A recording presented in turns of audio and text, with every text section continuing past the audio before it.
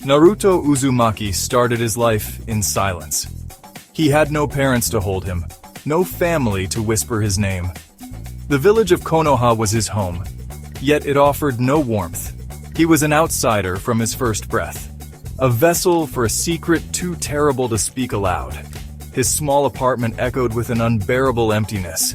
The days stretched long, the nights even longer. I learned early what it meant to be truly alone. This solitude became my first unwelcome teacher, shaping my young heart in ways unseen. I craved attention, any attention, even negative.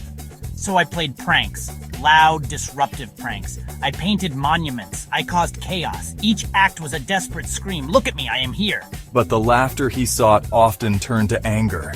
The fleeting moments of notice were followed by scolding, or worse, by the familiar cold indifference. The villagers saw a nuisance, a troublemaker. They did not see the lonely boy. They did not hear his silent plea for connection. His efforts only deepened the chasm between him and the world around him, a world that seemed determined to forget his existence. Tears were a constant companion in my earliest years. They streamed down my face in the quiet of my room. They welled up when I saw families together. But years of this pain, this unending neglect began to change me. The tears eventually stopped flowing. A wall started to build around my heart, a defense against the hurt. I learned to hide my sadness behind a defiant grin. A mask of boisterous energy concealed the profound ache within. This hardening was a shield, but it also kept out any potential warmth, any chance of solace. The loneliness was a heavy cloak.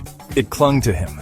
It followed him everywhere, through the bustling streets of Konoha, into the empty classrooms after school.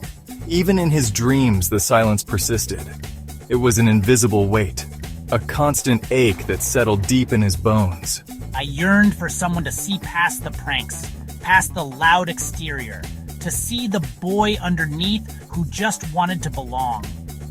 But the village remained blind, and the silence remained my most steadfast companion, a relentless reminder of my isolation. The whispers followed Naruto, like shadows. They clung to his every step. He would walk by and conversations would die. Heads would turn, not in greeting but in fear or disgust.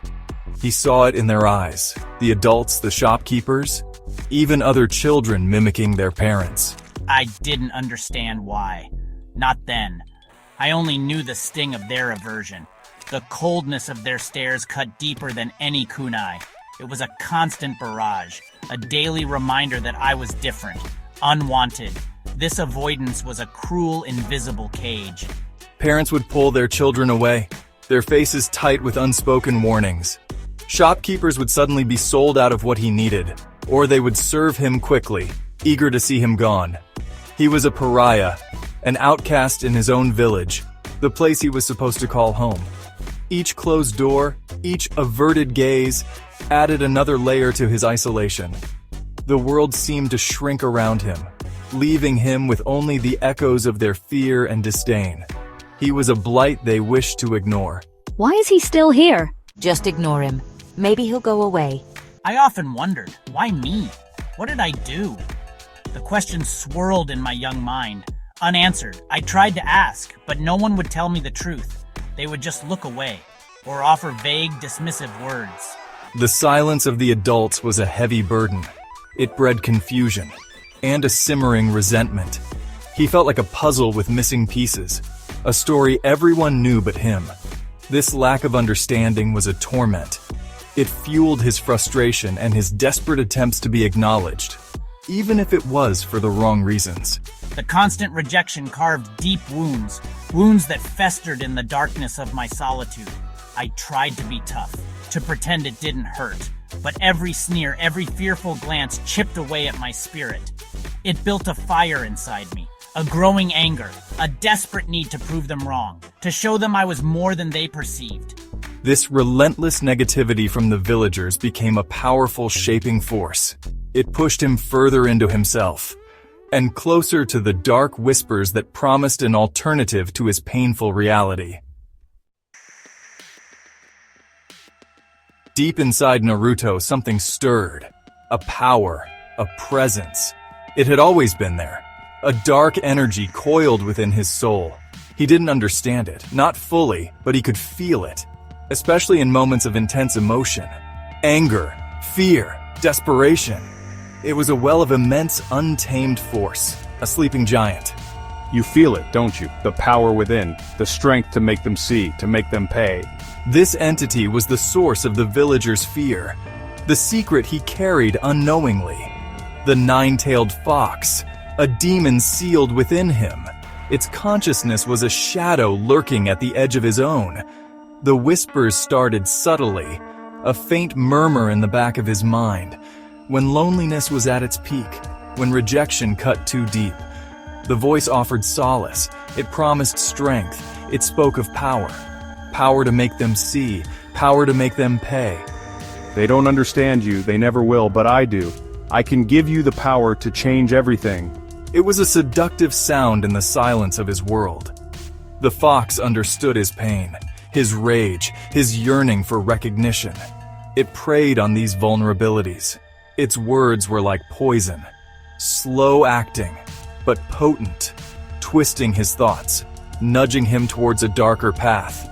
The nine tails fed on my negative emotions. My loneliness was its nourishment. My anger was its fuel. The more isolated I felt, the stronger the fox's influence became.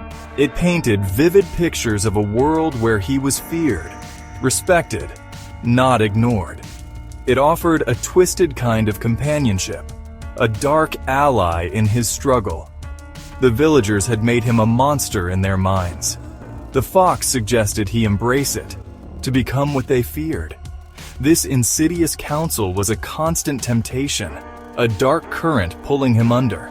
Embrace your destiny, Naruto. Let me show you true power. As Naruto grew, so did the clarity of the fox's voice. It was no longer a mere whisper. It was a distinct presence, a manipulative entity within him. It goaded him. It taunted him. It offered him a taste of its immense power during moments of extreme duress. This power was intoxicating, terrifying, but also alluring. It was a dangerous comfort, a readily available solution to my problems.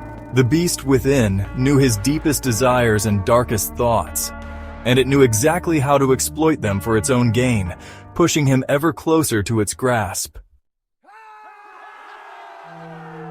An internal war raged within Naruto. His own youthful optimism, his desire for genuine connection, battled against the Nine Tails' dark temptations. He wanted friends. He wanted to be the Hokage, to be acknowledged by everyone. But the path was hard, filled with setbacks, and constant reminders of his outcast status. Why struggle? I can give you everything you desire. Power, respect, fear. The fox offered a shortcut, a path paved with raw, overwhelming power. A way to force the world to recognize him, to make them regret their scorn. This conflict tore at his young soul, a constant push and pull between light and shadow. I yearned for recognition so badly. It was a thirst that couldn't be quenched by pranks or boasts. I wanted to be seen, truly seen. Not as a monster, not as a failure, but as Naruto. The fox's power seemed like the only way to achieve this. If he was strong enough, they couldn't ignore him. If he was powerful enough, they would have to respect him, or at least fear him. And fear, in his isolated world, seemed a close cousin to respect. Take my power, Naruto. Show them your true strength. The allure of that power was a siren song, promising an end to his invisibility. The memories haunted me. Every averted gaze, every whispered insult, every door slammed in my face, the loneliness of the swing, the coldness of my empty apartment. These painful images fueled my anger, my desperation.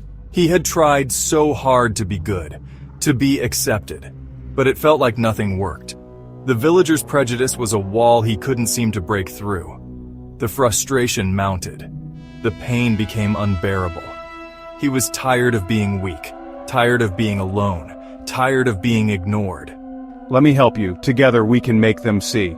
Then came the moment, a culmination of all the pain, all the rejection, all the loneliness. The Ninetales' voice was thunderous now, demanding, promising everything he ever wanted: power, retribution, an end to his suffering. The struggle within him reached its breaking point. The whispers were too loud, the desire for acceptance too strong, the hurt too deep. I was on the precipice, and in that dark night of my soul, I made a choice. I would listen, I would heed the fox's call. I would take the power offered.